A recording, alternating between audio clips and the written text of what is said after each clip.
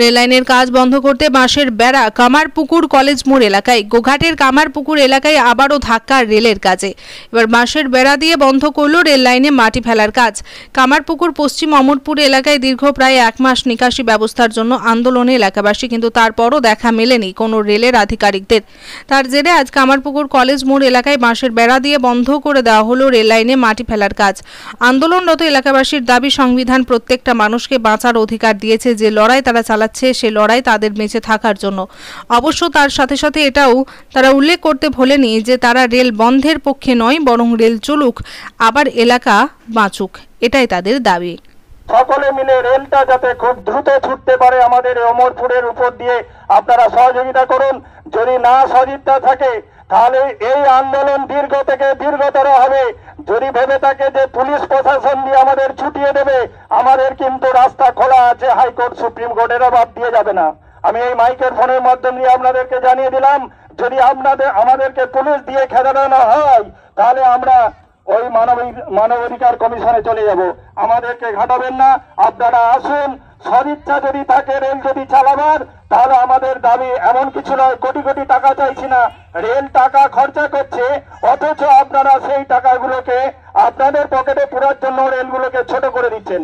আপনার বাঁদিকে দেখুন, এই যে একটা জল নিকাশির ব্যবস্থা আছে, 8 ফুট নিচে দিয়ে নামিয়ে দিচ্ছে। 8 ফুট নিচে দিয়ে জল যায়? দাদা ভাইরা, আপনার সবাইকে প্রশ্ন করুন তো, সাংবাদিক ভাইরা আছেন, আপনারা বলুন, এখানটা যে ছবিটা দেখান যে আমার যে গ্রাউন্ড লেভেল আছে তার থেকে 8 ফুট নিচে ঢালাই করছে। কেন 8 ফুট নিচে দিয়ে জল যাবে? আর ওপরটা দিয়ে যাতে মাটিটা কম ফেলে নিচের দিকে জলটা ওখানে স্টে হয়ে রয়ে যাবে, কোথাও জল নিকাশির হবে না। আমরা আবার চাইছি রেল দপ্তর এবং রাজ্য সরকারের কাছে করজোড়ে আবেদন, আপনারা রেল করুন। রেলের বিপক্ষে আমরা নয়, পশ্চিম অমরপুর গ্রামবাসী নয়। আপনারা শুধু ড্রেন নিকাশির, ড্রেনের জলের ব্যবস্থা এবং ফসলটা যাতে দক্ষিণ থেকে উত্তর দিকে আমরা নিয়ে আসতে পারি তার ব্যবস্থা এবং ওভারব্রিজের ব্যবস্থা করুন। আর যে সমস্ত চাষিরা উল্টো পাল্টা টাকা ঢুকিয়ে দিয়েছেন, সেগুলো বসে টাকাগুলো চাষিদের পেমেন্ট করে দেন, রেলটা ছুটিয়ে নিয়ে যান। 10 সাল থেকে তো রেল চালু হবে সকলেই জানে। আর আমাদের যে হচ্ছে দ্বারকেশ্বর থেকে বিষ্ণুপুর পর্যন্ত যে রেল চলাচল হবে এটা তো সকলেই জানে। আর যে আমাদের যে গ্রামের যে সমস্যাটা যে আছে, যে মানে ওভারব্রিজ তো করতে বলেছিল, ওটা তো করছেও না। আর আমাদের বক্তব্য আছে যে বড় বড় যেমন খাঁচা পোলগুলো করে, বা তার তলা দিয়ে যেমন মানুষও যায় আর গাড়িতে বা ফসলে যেমন বইতে পারে। আর মানুষের তো ফসল তো আর এমন যে অবস্থা করছে, ওরা মানুষের তো ফসল তো আর হবেই না, আর আমরা তো বেঁচে থাকবোই না। আর যে ছেলে মেয়েগুলো পড়াশোনা করে যে বড় হবে তারাও তো থাকবে না। এমনকি যে আমরা জমি তো মানে নষ্ট তো ফসল তো হবে, যে বেঁচে থাকলেও যে মানুষের ঘরে কাজ করে খাবো, কিন্তু সেটাও তো দেখতে পাচ্ছি যে হবে না। কিন্তু যে বান বন্যার সময় তো অফিসাররাও তো দেখে গেছে যে অমরপুরের মাঠে কি অবস্থা হয়, যে বান বন্যায় ডুবে যায়। তাহলে তারা কি এখনো দেখতে পাচ্ছে না? তারা তো অনেকবারই দেখে গেছে।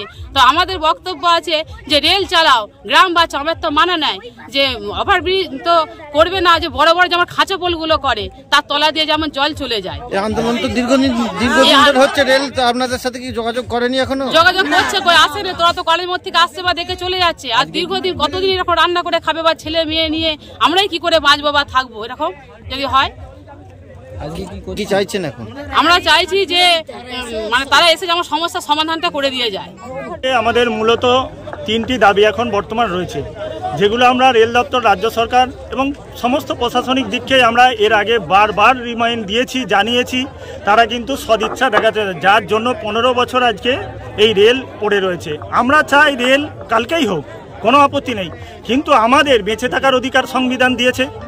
প্রতিটি মানুষের জন্য বেঁচে থাকার যদি অধিকার দিয়েছে, তাহলে আমাদেরকে এই অন্ধকারে রেখে একের পর এক গাড়ি রাতের পর রাত চালিয়ে দিয়ে মাটি ফেলে কেন 40 ফুট উঁচু করে দীর্ঘায়িত করে দিচ্ছে, এটা রেল দপ্তর বলতে পারবে। আমাদের এখন যে দাবিটা নিয়ে আমরা এসেছি, মহিলা পুরুষ নির্বিশেষে সকল গ্রামবাসী ছুটে এসেছে, সেটা হচ্ছে তাদের বাঁচার তাগিদে, তাদের ছেলে মেয়েদের বাঁচার জন্য জল নিকাশির ব্যবস্থা হচ্ছে মেন। তার সাথে রয়েছে ওভারব্রিজ এবং দক্ষিণাংশে আপনারাও দেখতে পাচ্ছেন, দক্ষিণাংশে যে মাঠ রয়েছে তার ফসলগুলো কোন দিকে আমরা নিয়ে আসবো?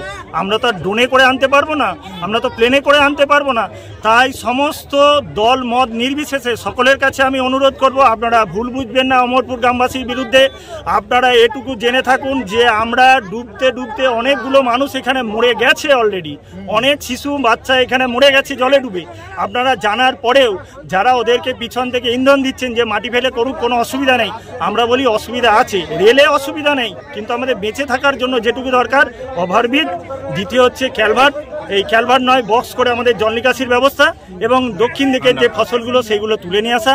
এর সাথে সাথে যে চাষিরা এখনো জমিদাতা যারা দিয়েছে জমির কিন্তু তারা টাকা পায়নি, ইভেন আমিও পাইনি। আমরা যার জমি যেগুলো যতটা নেবার তার থেকেও বেশি এখন দেখছি দক্ষিণ দিকটা বাদ দিয়ে সেখানে প্রায় 20-25 ফুট মাটি তুলে এনে উত্তর দিকে আবার ভরাট করতে চলেছে। ওদের ওখানে খালের কাছে কিছু একটা সমস্যা হচ্ছে, খালের সমস্যার জন্য ওরা রেল লাইনটা একটু সোজা করার জন্য দক্ষিণ দিক থেকে আবার প্রায় 12-14 ফুট উত্তর দিকে নিয়ে নিচ্ছে। এটা রেল দপ্তরকে জবাব দিতে হবে কেন তারা জমিটা নিচ্ছে, তাদের যে পরিমাণ রয়েছে তার বাইরে কেন তারা যাচ্ছে। এটা রেল দপ্তরের কাছে আমাদের আবেদন, যারা প্রশাসনিক কর্তা রয়েছে ডিএম সিএম থেকে রাজ্য সরকার সকলের কাছে আমাদের পশ্চিম মেদিনীপুরের থেকে অনুরোধ, আপনারা আমাদের সঙ্গে বসে আমাদের জল নিকাশি ব্যবস্থা, আমাদের বেঁচে থাকার অধিকারটা দিয়ে দিন। আমাদের আন্দোলন সেখানেই শেষ করে দেবো, আমাদের আন্দোলন সেখানেই আমাদের স্টপ করে দেবো। আমরা বেড়া দিয়েছি, আমরা খুলে দেবো। রেলকে থামিয়ে দিচ্ছেন, রেল কাজকে থামাচ্ছি না, আমাদের আগে ওভারব্রিজটা এবং তার সাথে জল নিকাশির ব্যবস্থা। কালকেই যদি 3 দিন ধরে জল হতে থাকে তাহলে তো আমার গ্রামের মানুষ ডুবে যাবে। আপনারা কি ডুবিয়ে মারার জন্য রেল করছেন? যদি 2.5 কোটি মানুষ ভারতবর্ষের হয়ে থাকে তাহলে 250 লোক কমরপুরের সেই 2.5 কোটি মানুষের মধ্যেই পড়ে। এটা হাইকোর্ট সুপ্রিম কোর্ট যেই বলে থাকুক, আমি বলছি আমার ব্যক্তিগত মতামত, আমি ভারতবাসী, আমি আজ এ ভারতবাসী হিসেবে আমার অধিকার আছে, বেঁচে থাকার অধিকার আছে এই আন্দোলন করার জন্য। আন্দোলনটা রেলকে রুখার জন্য নয়, ভালো করে বুঝবেন, রেলটার জন্য নয়, আমরা বেঁচে থাকার জন্য ওভারব্রিজ এবং জল নিকাশির ব্যবস্থা এবং ফসলটাকে যাতে আমরা চাষিরা বাড়িতে পৌঁছাতে পারি, এটুকু, জাস্ট এটুকু, আর কিছু দরকার নাই। টাকা দিয়ে ওই 90-92 দিয়ে ভোলানো যাবে না। আমরা তো 40,000-এই নিয়ে নিতাম। আমরা তো বলি না কোথাও আমাদের যে 90,000 দিন, 1 লাখ দিন, 10 দিন যারা টাকার জন্য এখানে এসেছে তারা টাকা নিয়ে ঘর ঢুকে পড়েছে। এই আন্দোলন তো দিন কয়েক আগে থেকে শুরু হয়েছিল, তখন ওইদিকে বলেছিলেন কাজ বন্ধ থাকবে, আজকে হঠাৎ করে এই কামারপুকুরের সাইডে ঘেরা হলো কেন? এইটার কারণটাই হচ্ছে, দেখুন আপনারা যেখানটায় গিয়েছিলেন, আমাদের যেখানটা অবস্থান মঞ্চ ছিল সেখানটা দেখবেন একটা জল নিকাশির জন্য ব্যবস্থা করেছে 8 ফুট নিচে দিয়ে নেমে ঢালাই। বলুন এই আপনার যে গ্রাউন্ড লেভেল আছে তার থেকে কি 8 ফুট নিচে দিয়ে জলটা আবার দক্ষিণাংশে যায়? ওখানে তো স্টে হয়ে রয়ে যাবে। রেল দপ্তর কেন এইগুলো করছে? তাদের কি সদিচ্ছা নেই যে রেলটাকে নিয়ে যাওয়ার জন্য? তাদের গাফিলতির জন্য আজকে মানুষকে রাস্তায় নামতে হয়েছে।